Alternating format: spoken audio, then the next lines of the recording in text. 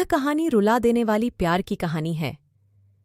हितेश नाम का लड़का एक बहुत बड़े तथा अमीर घर से रिश्ता रखता था। मेरा कहने का मतलब है कि वह लड़का मतलबी रितेश के पिताजी एक बहुत बड़ी नौकरी तथा उसका एक बहुत बड़ा साम्राज्य हुआ करता था, जिस कारण से हितेश अपने बाप के पैसों पर बहुत ज्यादा घमंड किया करता था। वह बहुत सारे दोस्तों को और बहुत सारे गर्लफ्रेंड को एक बार एक साथ रखा करता था। पैसों के इतनी ज्यादा अमीर होने के कारण लोगों को कुछ भी नहीं समझा करता था, सभी से झगड़ा किया करता था और सभी के साथ बहुत ज्यादा बुरे मानसिकता वाले हालात से पेश आता था। यही कारण है कि हितेश का कोई बेस्ट फ्रेंड नहीं था।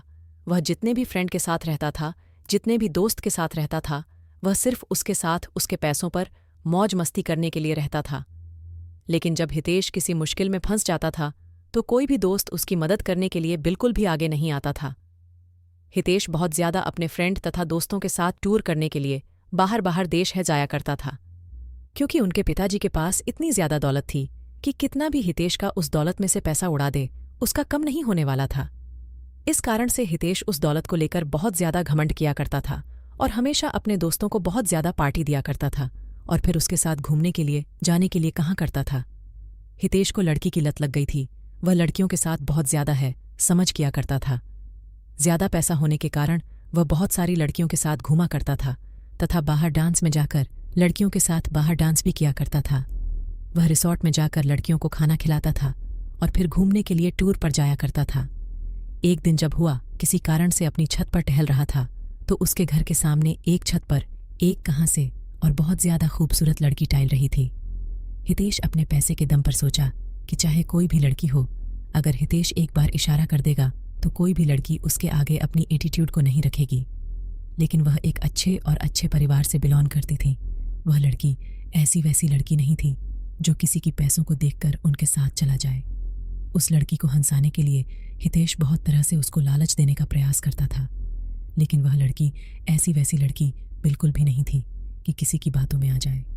हितेश चाहे जितने लोगों को, जितनी लड़कियों को उसके पास भेजता था बोलने के लिए, लेकिन वह लड़की बिल्कुल भी बात मानने के लिए तैयार नहीं थी।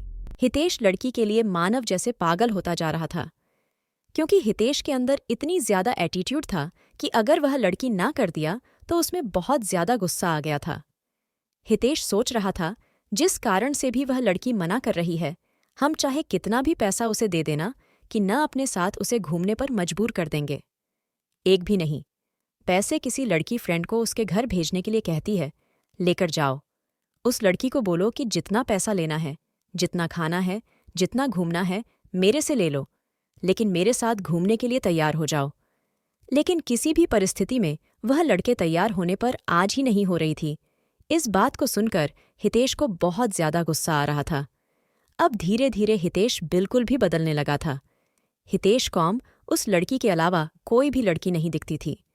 जितनी भी लड़की के साथ हितेश घुमा करता था, अब वह उन लड़कियों से बिल्कुल भी दूर हो चुका था।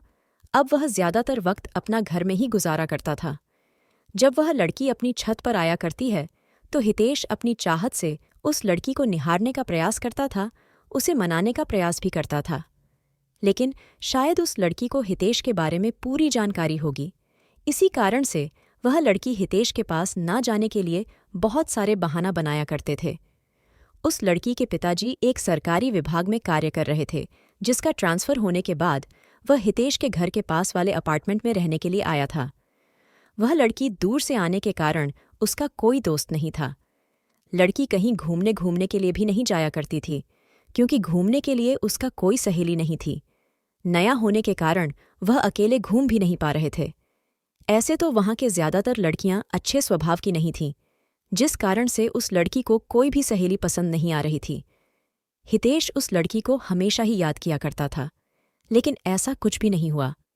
कुछ भी ना बीत जाने के बाद वह लड़की अपने अपार्टमेंट को छोड़कर जाने ही वाली थी, क्योंकि उसके पिताजी एक सरकारी ऑफिसर थे और उसका ट्रांसफर 3 महीने में दूसरी जगह हो जाया करता था। जैसे ही उस शहर में उसे केदारी का 3 महीने गुजर गया, उसकी ट्रांसफर अब किसी दूसरे जगह हो गया था। ऐसे में हितेश बहुत ज्यादा दुखी रहने लगा था, क्योंकि वह जिसे प्यार करता था कभी भी उसे वह बात नहीं कर सका था। जैसे ही इस बात की जानकारी हितेश को हुआ बहुत ज्यादा दुखी हुआ और सोचने लगा कि मेरी क्या गलती है कि मुझे वह लड़की आज तक सही से देखा भी नहीं, लेकिन माना कि था। उस शहर में उस दिन अंतिम दिन था। हितेश आता था कि उस लड़की से मुलाकात करके कुछ बात किया जाए। जब वह लड़की बाहर जा रही थी तो हितेश नहीं जा रहा था। जैसे ही लड़की देखा तो हितेश रुक गया। हुआ है, लड़की हितेश के पास जा पहुंची थी और हितेश को कह रहे थे कि मुझे आपसे कुछ बात करना है। वह लड़की देतेश को कहती है कि आपके अंदर पैसों की बहुत ज्यादा घमंड है और आपने बहुत सारी लड़कियों की जिंदगी को बर्बाद किया है, जिस कारण से भगवान तुम्हें यह सजा दिया है कि कोई भी अच्छी लड़की तुम्हें मिलना तो दूर की बात है, तुम्हें दिखेगी भी नहीं। ऐसा कहकर माना कि आगे बढ़ जाती है। हितेश मन ही मन अपने आप को कोसता रहता है। हितेश सोचता है कि जो मेरे पास इतने पैसे हैं और कोई अच्छी लड़की ही नहीं मिलेगी, मेरे पास इतने पैसों की क्या कर सकते हैं। यह बात बिल्कुल सच है दोस्तों, पैसा चाहे कितना भी हो जाए, मनुष्य को कभी भी अपने पैसों पर बिल्कुल भी घमंड नहीं करना चाहिए।